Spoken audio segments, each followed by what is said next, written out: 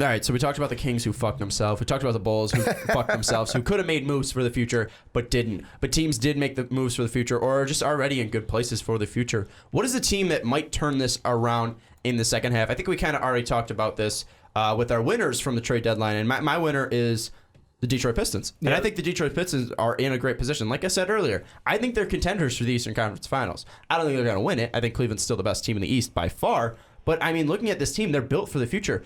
6 players under 26 years old. Marcus Morris is your oldest player in that starting lineup, and that's fantastic. You're really building this team for the future, and Stan Van's a great coach to do that. He's been there before with the Magic and basically with Dwight Howard. Yep. So, I mean, and you have very similar players. You have Dwight Howard 2.0 and Drummond exactly. right now. So. And, I mean, looking at this team, I mean, Reggie Jackson's better than Jameer Nelson. I mean, this team is just built for the future, I see, and I mean, I think the Pistons can really make a run for it. I think the Pistons can really step up, and I think the team is really built for this future. And I think they can contend right now, and it's kind of reminiscent of, the past Detroit Pistons, because you got Andre Drummond / Ben Wallace. You got Reggie Jackson, who can kind of be your Chauncey Billups. Kentavious Caldwell-Pope is kind of like Tayshaun Prince, as he's great. He's a great defender, but he's also a pretty decent shooter. And you have Tobias Harris, who can step up and be huge. He scored 21 in your first game. So I really love what the Detroit Pistons did, and I think they're going to be this team to watch in the second half. I absolutely agree. The thing that kind of hits me is, like you said, we did the rundown of like the top 8 in the East, and they fit right in that 3 spot, as is today, which is scary because they obviously haven't been playing up to that level.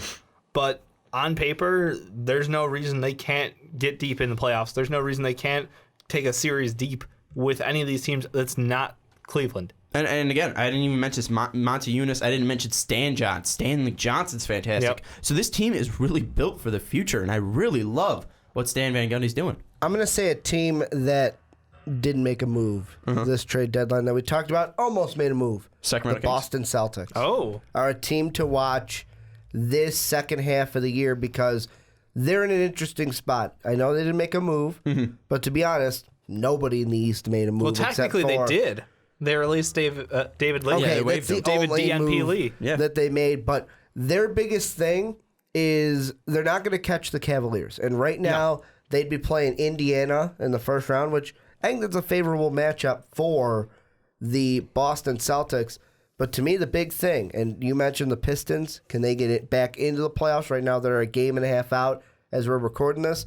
Over our Chicago Bulls. Can the Celtics catch Toronto for the 2? They're only 4.5 back. I think so, but also, why catch them for the 2?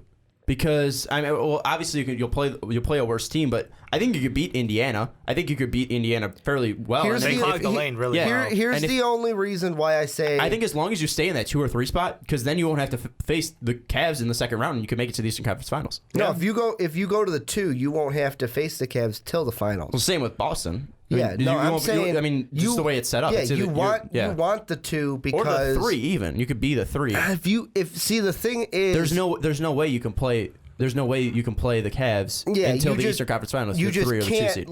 You just can't follow the 4 because team I was going to bring up is another team. This one in the West, the Clippers, because no one's going to touch Golden State or the Spurs the rest of the season. Hey, the Thunder added a piece, though. I was going to say, if the Clippers... Randy Foy's not a piece. Get the fuck out of here. You want a fucking... I was looking for that. The team they need... I'm sorry. I'm going to go off on another rant. The thing you need on that wing is a fucking defender who can shoot the 3. You need a defender who can shoot the 3, and you add Randy Foy in? Like, that's your big move? I don't know who else you're going to add. Maybe a Kyle Korver. At least you'll get the 3-point shot. I know you're not going to get any defense from Korver.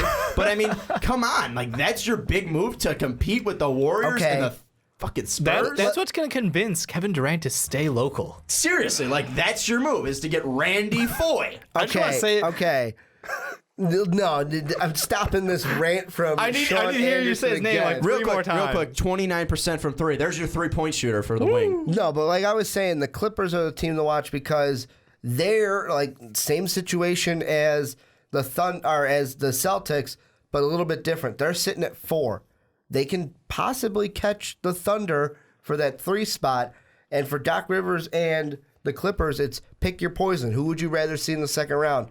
Dub Nation or the Spurs? I honestly agree with you. I agree with that the Clippers put them in a great position. Yeah. They're just the team to watch because what's going to happen? Are they going to catch the Thunder? Are they not? Well, that's the thing. Well, when Blake comes back, is he going to be? Yeah, exactly. I don't really love the Jeff Green trade, but it does make your team better for right now. And they weren't using Lance, let's be honest, so maybe they'll use Green a little bit more. They're definitely going to use Green more. And I mean, the Clippers they're a good team, and they've been fantastic without Blake, weirdly enough. So I think this team can really contend. I mean, Blake has the athleticism to defend a Draymond even. And I mean, exactly. You really don't have a true defender for a Kawhi Leonard if you go up against him, but you can kind of stop basically everyone else in the Spurs team. I mean, Chris Paul against Tony Parker, I think I'm going to take Chris Paul. I mean, Chris Paul's a top 3 point guard in the league. So, I mean, I really like what the Clippers did to improve your team. I think you could have done more. I think you could have added a better piece than Jeff Green, but still, you're improving your team. You're making your team better. So I think the Clippers are a perfect team to watch in the second half because, like you said, they could really improve. Or when you add Blake Griffin when he comes back, what is he going to do to this team? Is he going to make this team even better than what they've been doing? I mean, they're 8-2 in their last 10 games. It begs a chance. Yeah, I would say this team could turn into a wrecking ball in the second half. Think about it. Like you said, matchup-wise, they fit really well. And now with Jeff Green, it's even better. Their spacing on the floor gets better. I absolutely love this move by them. I mean, I'm not like, oh my God, it's going to save going to take them over the Warriors. But no. But it does mean that they have a chance to knock out the Spurs. They can get past that second round roadblock they've been at so many times. Think about it. Them in the second round, it's just year after year, and it's disappointing as shit. I think this may be the right time for them to, make the little push past. And honestly, I mean, no one's going to drive the lane on DeAndre. I'll take DeAndre Jordan over Andrew Bogut. Not trying to bash Andrew Bogut, but it's fairly easy. Yeah. Draymond, kind of redefining that power forward position, but Blake Griffin's not a scrub. Blake Griffin's fantastic. I don't know about redefining. There's been guys who put up similar numbers to him in the past. Yeah, but I mean, I'm just saying, he's making the stretch four more prevalent. Oh, absolutely. Because, I mean, now people are, dying to get a Draymond Green player. Absolutely. Because, I mean, kind of Lamar Odom did it. So that's what I was saying. I was like, it's been done, every decade. There's, 2 or 3 guys, but he is definitely exemplifying that, and he's, by far, made that position almost a requirement if you want to compete. Exactly. I mean, Blake Griffin, he can't stretch the floor as much, but he has the athleticism to defend a Draymond Green. So I think it's kind of Draymond Green will probably put up better point. I mean, he'll probably have a better stat line, but he'll be, still, kind of negated by Blake Griffin there. Yeah, Blake can take over a game. That's the difference. Yeah, I mean, small forward. I mean, Iggy versus Jeff Green. I'm going to take Iggy. I'm gonna take. He's got age. He's got age, but it's good age. He's he's aging like a fine wine. Yeah. Jesus, that was creepy. And then you got Klay Thompson versus JJ Redick, the tale of the white 3-point shooters. I mean, Klay's the better shooter, but I still have a place in my heart for JJ Redick there. And Steph Curry versus Chris Paul. You have the best point guard in the league, and either the second best or the third best point guard in the league. So the Clippers match up fairly well. And I mean, you got what's it called? Veteran leadership with Jamal Crawford and Paul Pierce coming off that bench. So I think they can honestly, not contend, but this makes their team better. And I mean, absolutely, I think they're kind of like the Warriors, but the budget Warriors kind of. I don't like. I like it, the budget Warriors, because the Warriors have everything that the Clippers have, but just a little bit better. I'd say a lot better. Well, I mean, Steph Curry a lot better than Chris Paul, but Chris Paul, he's pretty fucking good. And then DeAndre Jordan. I mean, they probably win the center matchup. And that's probably the only one they win. You know what's going to be an interesting race to look at rest of the year?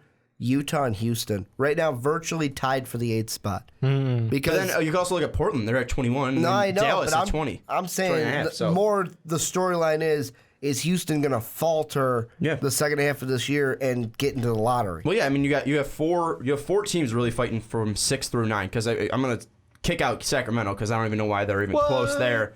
They're 25 and a half games back. I know. You don't want to go on another Kings rant? No, I was trying to provoke it. Dallas at 20 and a half. They might. I mean, Dallas. They're still. I think they're going to make it in. They might. Well, they're going to get David Lee. That's not going to help them. Which somehow helps. Lack of playing defense is a great thing. The Dallas Wavericks. Is that what we're calling them? Yeah, that's what Reddit called them. The Dallas Wavericks.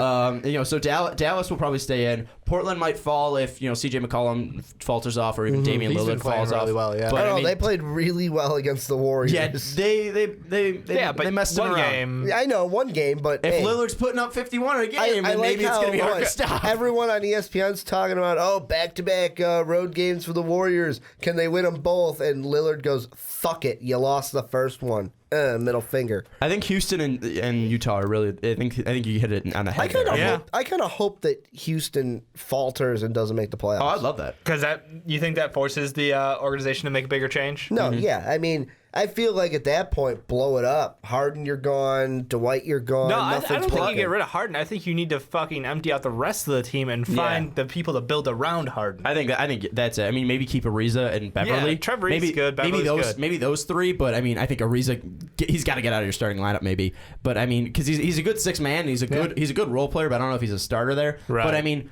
I really want. I'm rooting for Utah because Derek Favors. He came into the league as a bust, but he's kind of turning around Utah. It's Gordon surprising, Hayward, yeah. Bring back that NCAA tournament magic. Make a run, and you got Shelvin Max. So you got the Butler duo there. I mean, Alec Burks. He's been injured, and I don't think he's playing right now. But I mean, Trey Burke is fantastic. They're a Gobert fun is team fantastic. to watch. They are, and they're a young team, and they're kind of fitting into that Pistons thing where they can make a run in a couple of years. I think they just need to add more, and they just need to grow more. Yeah. He's kind of like the Magic were the team in the East that were like the young team that are superstars, and now they kind of fell off of that Tobias Harris trade. I think they could still be great, but I think Pistons kind of overtook that with that Tobias Harris trade. Absolutely. So I mean, there's a lot of teams out there. Is there any team you think that's really going to disappoint in the second half? The Bulls. The Grizzlies. The Grizzlies are a playoff team right now. Yeah, With injuries and now with locker room cancer times 7, I don't know if they can continue on this pace they're at. You know who's a team that, the one other team that I would throw into a team to watch on the good side? Miami. They could be a wild card in the East. Really? I was actually going to say they were going to be my team to disappoint because they're 9.5 back, but I see them more falling towards the 8th spot than moving up and jumping Boston. Well, this is the interesting part of, okay, Miami, which team do you want to be?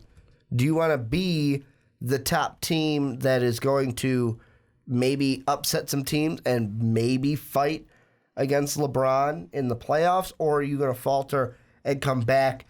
Right now, I would describe them as a wild card, kind of in the East. Not necessarily a team to watch for good or bad, just a wild card, a joker. Because they got a ton of veteran leadership there. I think that he can turn it around. Any final thoughts before we end this Kings rant? No.